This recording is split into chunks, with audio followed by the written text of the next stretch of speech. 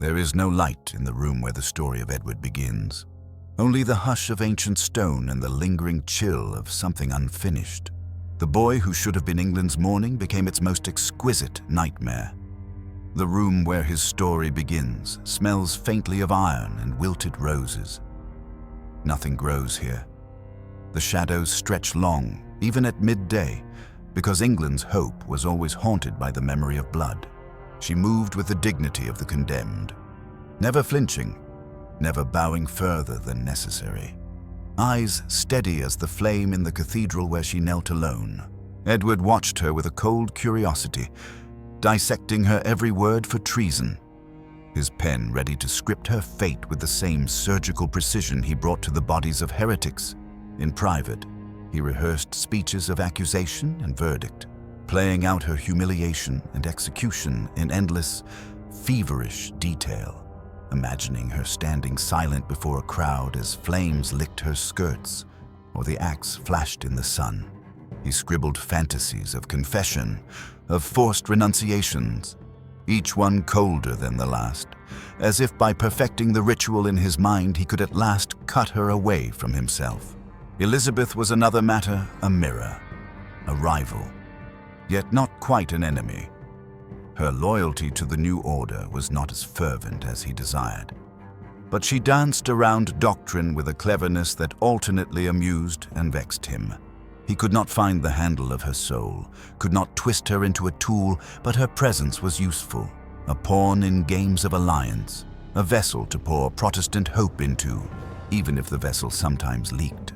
With Elizabeth, there were moments brief, flickering, where he almost remembered what it might mean to be young together, to share secrets or laughter.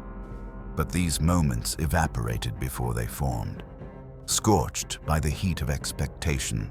Every conversation was a contest of wit and restraint, each gesture measured, each compliment double-edged. She watched him with a wariness that was almost affection, as if she pitied the boy lost inside the crown. But Edward spurned pity. He suspected her motives, admired her mind, but could never lower the mask, the machinery of kingship ground on, indifferent to the accident of shared blood. His uncles, his council, the fragments of extended family that survived the king's suspicion, fared no better. There are stories that begin with a promise, but this one is a confession, the cold admission that sometimes a kingdom's deepest wish will take its shape in darkness. Betrayal was always the rule, never the exception. Thomas Seymour, whose gifts had once coaxed shy smiles from the lonely child, found himself dragged in chains to the block, his pleas for mercy answered by the impassive scrawl of a boy's signature. Edward did not attend the execution in public, but he watched from his window, notebook in hand, recording not the suffering of the condemned, but the reactions of those who witnessed the shivers, the glances, the suppressed terror. In his journals, he wrote of efficiency, of order restored, not of loss or regret. He would sit for hours afterward, silent, as if listening for an echo that never returned. The lesson was clear. Affection was a flaw. Loyalty, a shifting shadow. Every gesture of kindness concealed a calculation. Every smile was a potential mask for treason. Even within the royal apartments, love had curdled into something sharp, metallic, and distrustful. Servants learned to move quietly, to avoid catching the king's eye, lest they become the subject of an experiment in obedience or humiliation. The echo of laughter in the corridors had long since vanished, replaced by the whisper of velvet and the scrape of cold stone. He was not allowed to stumble. In the early mornings, while the city beyond the palace rotted in the fog, Edward was set before windows of leaded glass, his tutors already arrayed like judges at the edge of his world. In this house of ghosts, Edward grew colder with each passing season, the memory of embrace fading to the same gray as the sky above Whitehall. Family was not sanctuary, but a chessboard, each piece waiting to be sacrificed for a vision of England that was never truly his, a vision sharpened by fear. defined by the loneliness of a boy who never learned how to need or to trust. The body betrayed him first. It began in the winter subtle, almost merciful, a cough that lingered, a fever that would not subside, chills that curled him into a shivering knot beneath the embroidered weight of his sheets. No physician could offer comfort. No prayer could quiet the rising panic of weakness. The rituals of rule grew heavier as his flesh thinned and his bones ached. Whispers gathered like frost in the corners of the palace. The boy king was fading, his reign burning at both ends. Edward pressed harder, demanding longer counsels, harsher decrees, refusing to admit that anything but his own will could control the shape of the world. As his skin dulled and his breath soured, he summoned ministers at midnight to draw up new punishments, new edicts, as if cruelty could hold back the rot advancing in his veins. He raged at the servants who looked at him with eyes full of knowledge, for in their silence he read pity, and in pity he saw the shape of his own defeat. He would not go quietly. The kingdom would burn before he did.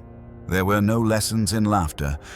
His lessons were doctrine and discipline, the hollow beauty of Latin verses and the jagged edges of Protestant fury, delivered by men with eyes bright from sleepless faith, each day blurred into the next, marked by new agonies.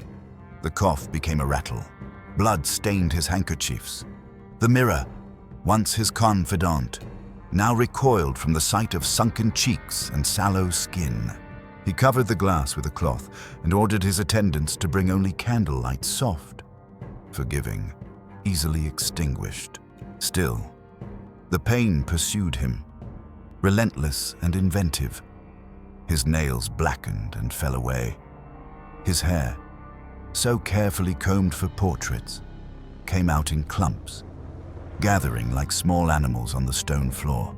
His body began to smell strange, something chemical and sweet. Mingling with the incense burned to mask decay, they dosed him with tinctures of mercury, with arsenic, with every desperate medicine of the age. The cure was poison, and the poison a slow, deliberate stripping away of everything that made him king. He felt the world narrowing, the boundaries of his kingdom shrinking to the limits of his own flesh. His universe condensed to the cold sheets, the pulse in his temples, the glimmer of fear in every face that approached his bed. There were moments of clarity, sharp, bright, terrifying, when he understood that all his discipline and violence had led only here, a dying boy in a perfumed prison, surrounded by shadows, waiting for him to lose his grip. In those lucid hours, he tried to rule by sheer force of will. He dictated manifestos between bouts of coughing, his voice scraping the air like broken glass. He raved about enemies, about the Catholic threat, about betrayal in the marrow of his bones. The courtiers listened, nodding, but their eyes slid away, their loyalty already migrating to whoever would outlast him. Edward, sensing their drift, clawed at what power remained. He called for Lady Jane Grey, the frail cousin who could be remade in his image, a puppet for his dying zeal. They dressed him in silk, but he was wrapped tighter in prophecy, told that his birth was a covenant and his future a war. He plotted the erasure of Mary and Elizabeth from the succession, scripted bloodless coups and ruthless purges with trembling hands. His fingers, once adept at signing death warrants, now shook so badly that ink bled through the parchment, smudging the names of his enemies into a blur that resembled nothing so much as a bruise. Nights became monstrous, fevered hallucinations and waking dreams, where ghosts paraded through his chambers. Wives his father had cast aside, martyrs he had condemned. His mother's hollow-eyed gaze. He heard the scrape of axes, the roar of crowds, the rush of blood that would not stop. The pain surged and ebbed, but never left him. He called for priests, then for more punishments, demanding new forms of obedience from a world that was already slipping from his grasp. Sometimes he was lucid enough to hate, to spit curses at Mary's name, to whisper threats against those who wept in the corridors.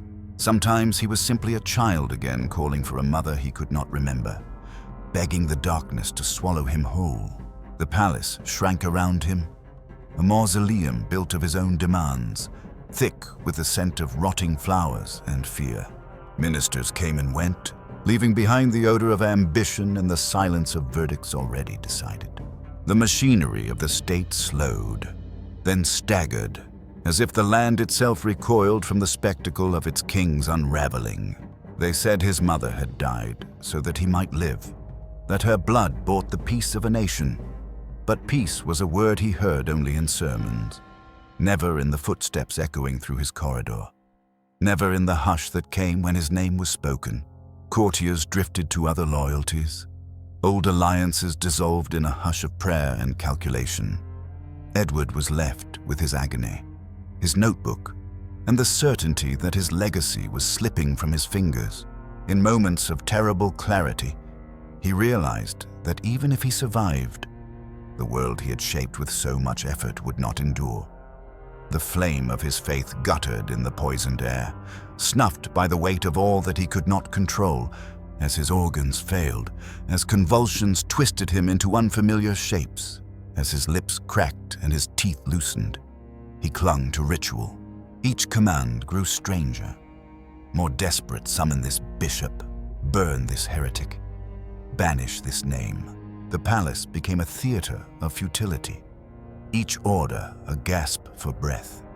Each sentence a trembling denial of the end. Sometimes, in the half-light, he imagined his own funeral. The bells tolling not for a savior, but for a lesson. He tried to pray, but the words came out as curses. He tried to command, but his voice was only a whisper. At the end, there were no more threats left, only silence, broken by the sound of his own rattling breath. The pain faded into numbness, and the numbness became emptiness, and the emptiness at last became nothing at all. His final moments were not dignified. There were no last blessings, no reconciliations. The witnesses, few and frightened, heard only muttered regrets, unfinished schemes, and the faintest echo of rage. When his breath stopped, the air did not change. It simply grew colder. Outside, the city barely paused.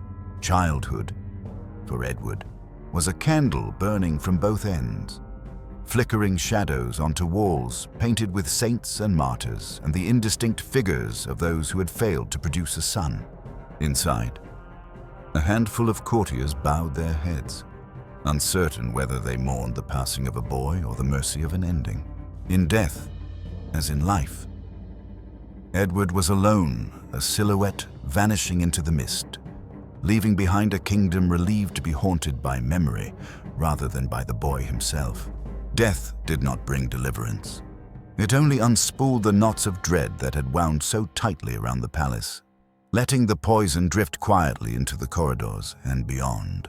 Edward's passing was a hush, a ripple underfoot, a candle extinguished before dawn. The nation exhaled not in mourning, but in relief so subtle it went unspoken. The nightmare of a child's tyranny had dissolved, but its residue stained every stone. Ministers stepped out of the half-light, faces lined with exhaustion and a furtive gratitude they dared not name. They spoke of legacy, of reform, of the king's noble intentions, but in their hearts, they were children who had survived a fever dream, one where every gentle thing was suspect, every hour shadowed by the threat of sudden violence, every kindness rationed or betrayed. The machinery. Edward built the networks of spies, the enforced prayers, the humiliations as public spectacle did not vanish with his breath. The city had learned to watch itself, to bow beneath suspicion, to prize obedience above mercy. His death was a fracture, not a healing, and the sound of it echoed in empty chapels and shattered windows where the faces of saints had been scraped away to nothing. In the vacuum, those who had trembled beneath the boy's gaze now scrambled for footing. Factions shifted like birds startled from a rotting tree. Some ran to Mary, seeking absolution in her stern Catholic shadow, believing her fire might be gentler than the cold logic of Edward's will. Jane Seymour's memory was an emptiness in the nursery, a silence that made the servants cross themselves and the king more anxious with every passing year. Others, burned by the memory of fanaticism, clung to the hope that Elizabeth's clever silence would shelter them from the next storm.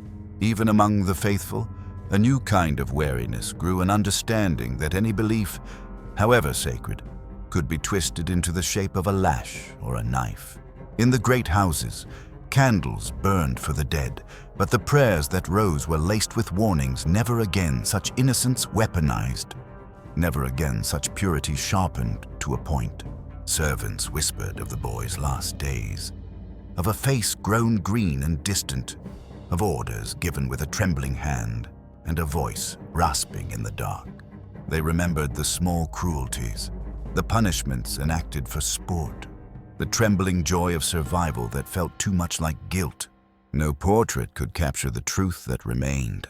The artists painted Edward as a pale, fragile sovereign, a martyr to sickness, a victim of history's merciless tide. They gilded his memory with the faintest glow, as if to forget the horrors that had stalked the palace at his command.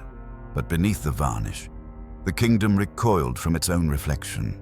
The years that followed were not years of peace, but of unease, a relief tinged with the dread that monsters can be made, not born, and that the hands that caress a crown may as easily close around a throat. He became the vessel for everyone else's longing, watched too closely to weep, praised too effusively to trust his own hungers. Laws written by a dying boy lingered on, enforced by men whose souls were already scarred. The new queen inherited a realm that was not merely wounded, but warped a land where trust had decayed, where children recited doctrine with eyes too old for their years, where the memory of sunlight on marble steps had been replaced by the rhythm of locked doors and prayers recited in fear. Sometimes, in the quiet just before sunrise, the city seemed to remember, not the king himself, but the sensation of always being watched, of silence drawn tight as a garrote. Mothers taught their children to lower their voices, to pray without moving their lips. Fathers eyed their neighbors with suspicion, listening for the cadence of forbidden words. The aftertaste of Edward's reign was not washed away by new hymns or new rituals. It lingered, as all poison lingers in dreams, in the way candles flicker in empty windows, in the hush that falls when someone speaks of mercy. The legacy of the boy who should have been England's salvation was written in what people did not say, in the bargains struck behind closed doors, in the fear that forgiveness might always be punished as betrayal. And yet, even as the kingdom stumbled toward a different future, the memory of Edward's darkness persisted not as warning, but as a question that could never quite be answered. How close had they come to letting innocence remake itself as cruelty? What parts of themselves had they given away quietly in the name of obedience, of faith, of survival? The city moved on, but it moved more carefully, as if the stones remembered what the voices tried to forget. The king, his father, alternated between indulgence and terror, as if loving his only son could erase the ghosts of the wives discarded. The daughters left half-shrouded by disappointment. In the long echo of the boy's brief, blighted reign, the people of England learned that sometimes mercy is a wound that will not close, and peace is nothing more than the breathless space between nightmares. Even now, long after the last candle burned down and the echoes of his name faded from the lips of courtiers, something of Edward lingers, a ghost in velvet and bone, pacing the corridors between memory and regret. His story endures not as a legend of triumph or tragedy, but as a cold reflection in the glass, a question that persists whenever power meets innocence, and innocence learns the taste of fear. England does not speak of him in the open. His likeness hangs where the dust settles thick, eyes half closed, mouth caught in a gesture neither smile nor plea. Yet he is there in the tremor that runs through the great houses during storms, in the wary silence that pools at the feet of new kings, in the way the very air seems to pause at the edge of every command. The child who was meant to save a kingdom became its reminder that hope, left untended, can curdle into dread, and that the purest intentions, wielded without love, rot into cruelty as silent and certain as winter. His reign is not a warning sung by poets, nor a lesson inscribed on stone. It is a shadow stitched to England's skin, a quiet dread beneath the surface, a darkness that grows sharper when the lights go out. The boy king who dreamed of purity is buried beneath stones that bear no witness to his agony. And above his grave, the world moves carefully, as if afraid to wake the child who once dreamed of salvation and became the very thing his kingdom would spend lifetimes learning how to forget. Most stories about England's kings begin with trumpets and end in triumph.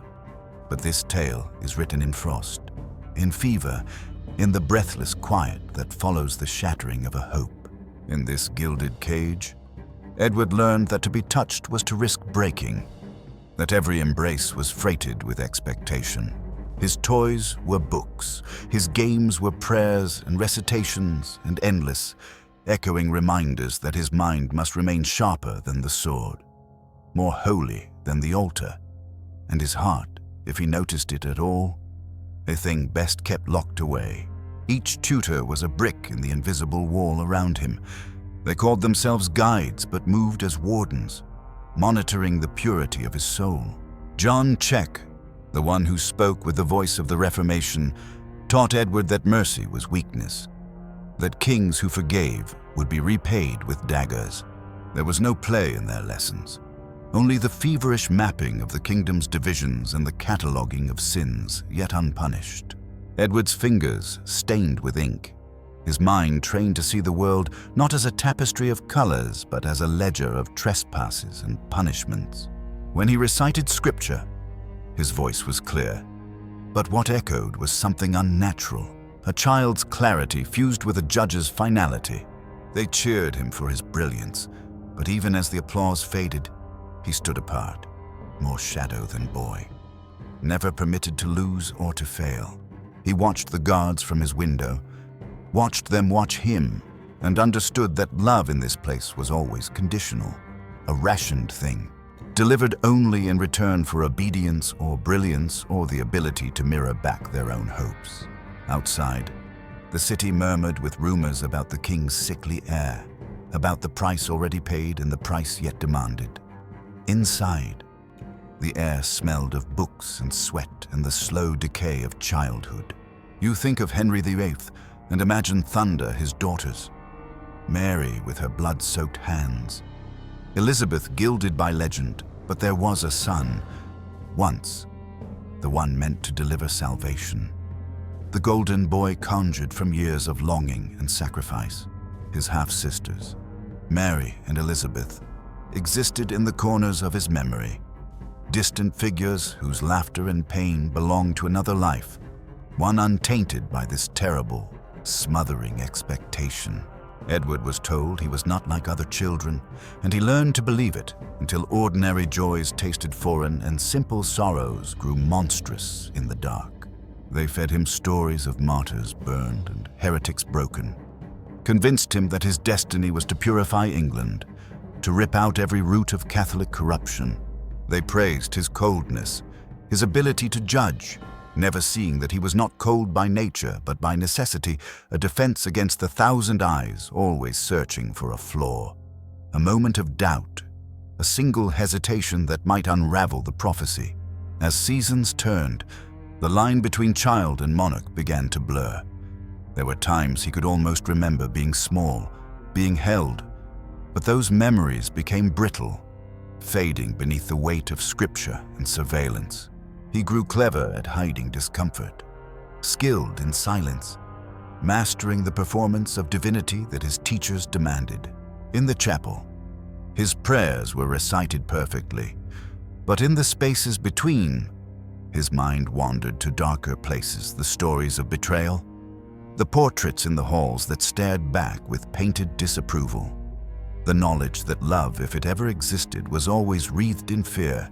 His nightmares were not of monsters beneath the bed, but of failing to be what was required, of waking to find himself ordinary, forgotten, unworthy of the blood that had purchased his throne. Even as a child, he learned to measure his value by the trembling of those who served him, the praise in the eyes of the devout, the terror in the silence that followed his smallest word. His heart became a locked room, its windows shuttered against both sunlight and affection. Yet England's prayers birthed not a savior, but a shadow. The cradle that rocked in royal chambers would become the casket that haunted the dreams of a dynasty, when his father's shadow stretched longer each year. Edward stood straighter, spoke colder, learned to accept that being the savior of a nation meant becoming the most solitary creature within it. And somewhere, deep in that silence, something began to rot. The boy who should have been cherished was made an idol. But the gold leaf was already flaking away, revealing beneath it a loneliness sharp enough to draw blood. He was 9 years old when the keys of the kingdom turned, and England held its breath, suspended between the fever of prophecy and the dread of what might emerge from a child left alone with power. The crown too heavy for his brow, yet light as a lie was lowered in a cathedral blooming with candle smoke, and for a moment the air seemed to shudder. Edward stood small in the center of it all, his father's enemies watching from the shadows, his father's ghost thick in every stone. Incense stung his eyes. He did not cry. There were too many eyes for that. Too many prayers stitched into the velvet of his robes. Too many mothers in the crowd whispering blessings and curses in the same breath. The archbishop's words thundered above his head. But beneath the Latin, the message was simple. England's soul now belonged to a boy who had never been taught how to forgive, only how to judge. The procession wound through streets clogged with mud and anticipation. Faces pressed to windows. Children lifted for a glimpse of the boy king who carried all their hopes like a brittle relic. His horse was restless, almost as if it could feel the tension, the unseen hands tightening around the city's heart. He waved, because that was expected. But in his mind, he recited the commandments of fire and purification, learned not from fairy tales, but from the cold lips of men who had promised him that mercy would mean ruin. Imagine a boy watched as if he were prophecy tiny and silent beneath tapestries that caught the shifting gloom, a thing too precious to touch, too fragile for the world that waited to swallow him. Within days, the rituals of childhood were exorcised. No more games in hidden gardens, no more wandering corridors in the pale dawn. Instead, audiences with men whose smiles cracked like old paint, whose gifts reeked of bribes, whose eyes darted over his shoulder in search of the real king, the man already buried. The will that refused to die. Edward learned to read hunger on faces, to measure loyalty by the angle of a bow, to reward piety and punish dissent, just as he had been taught. The court transformed into a court of glass, every conversation refracted, every promise splitting under the heat of expectation. His Regency Council, men with names stained by old debts and blood feuds, posed as guardians, but moved like wolves. Each step weighed for advantage. Yet they discovered, with an unease that never left them, that the boy had teeth. His tongue, sharpened on doctrine, cut through their euphemisms. He demanded to know the price of loyalty. He demanded to see the lists of those condemned.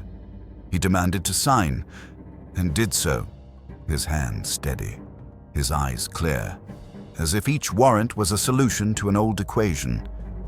The legend of the innocent child flickered, then guttered out. The country trembled in its sleep, unsure whether it had awakened to a dawn or a dusk. Edward watched from his high window, hands pressed to the cold, watching the slow dance of executioners in the courtyard below. He was fascinated by the ritual of punishment, the crowd's hush, the blade's descent, the momentary silence that followed, as if the world itself recoiled. He learned to walk on marble, his small footprints following the echo of saints and sinners. From the moment his mother bled out her last hope onto cold sheets, the kingdom drew in its breath and never exhaled. Sometimes, in the middle of the night, he would summon his scribes and order them to read him the reports heretics burned in Smithfield, traitors stretched and broken, whispers in taverns snuffed out before they could gather breath. His delight was not in cruelty, he told himself, but in order. The kingdom had to be purified, he had to be obeyed. These were not men and women, they were threats, stains, errors in the ledger of his reign. The ink of his judgments dried black and final. Sometimes he would test his advisors, watching their eyes as he pronounced ever more creative punishments, inventing humiliations that would echo in the victims' families for years. The ones who flinched were dismissed, sent to manors in the north where the wind howled through empty halls. The ones who smiled, who praised his zeal, were rewarded with tokens of his favor rings, estates, titles that glimmered until they, too, disappointed him. His education continued, not in childhood, but in conspiracy. The lords and bishops who jostled for proximity to the boy king learned quickly there was no sanctuary in tradition, no appeal to the old ways. Edward dismissed the ancient rituals with a wave. Commanding that all must bend to the New England he imagined a land scoured clean of superstition, of compromise, of softness. Sermons were rewritten in his hand. Statues were toppled at his command. The vestments of priests were torn to rags, their Latin prayers replaced by English decrees that promised salvation only to the pure. Edward studied reports of the Spanish Inquisition with clinical interest, asking after the efficiency of rack and flame, comparing notes as if preparing for an exam. They pressed crowns to his brow before he could count the dead in the garden. They named him heir, salvation, the answer to all wounds. But sometimes an answer is only another kind of curse. His nights were sleepless, spent pacing the flagstones or scribbling in his journals diagrams of torture, lists of enemies, arguments for why even mercy should be considered heresy. Outside, London festered plague in the alleys, rumors in the markets, the old nobility drinking and weeping and sharpening their knives. But inside the palace, a peculiar quiet took hold. Those who remembered his father's rages found something more terrifying in the boy's composure. Henry's fury had been thunderous, volcanic, sometimes even tender. Edward's wrath was a stillness so deep it seemed to drain the color from the air. Occasionally, a servant would whisper that the king had not slept, that he had been seen, barefoot, in the chapel before dawn, murmuring prayers for deliverance while candle wax dripped on his hands. Occasionally, a page would return from delivering a message with eyes wide and voice trembling, speaking of the way the king smiled when describing suffering, as if recounting the weather. The machinery of state turned beneath him, oiled by terror. Edward issued decrees that left no room for ambiguity. Every subject must attend the new church. Every prayer must conform, every thought must be accounted for, and deviation would be greeted not with instruction, but with pain. Neighbor watched neighbor, children informed on parents. The sacred became a maze of suspicion. The city's churches, once bright with relics and old song, echoed with the monotone of enforced faith. Windows shattered, saints' faces scrubbed away to nothing. He was the one for whom bells tolled and feasts burned through the night. But it was not joy that filled those halls. It was hunger. It was fear. It was the ache of centuries condensed into the bones of a single child. His sisters, Mary and Elizabeth, were summoned when it suited him, their presence a flickering reminder of other possibilities. He measured their words with the same care he devoted to judging heretics. Mary's defiance enraged him, her unwillingness to surrender her faith, her stubborn eyes.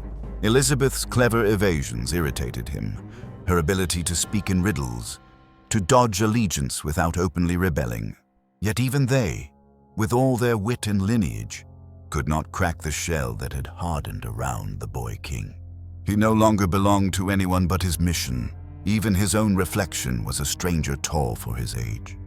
Gaunt, pale as paper, crowned with a gold that felt colder every day. In the council chamber, he spoke with an authority that made old men tremble. His youth no longer shielded him from the burden of blood. Rumors swelled of midnight trials, of secret dungeons, of the king's voice echoing in stone corridors, pronouncing judgment on shadows. The old gods had fled, their bones crushed into dust beneath the new hymns. Every glance became a prayer. Every whisper in the corridor was a warning. It is easy, from a distance, to see innocence in a child's eyes, but in the candlelit corridors of power, innocence is a mask that cracks before the flesh is old enough to remember dreams. Edward did not weep for them. He barely wept at all.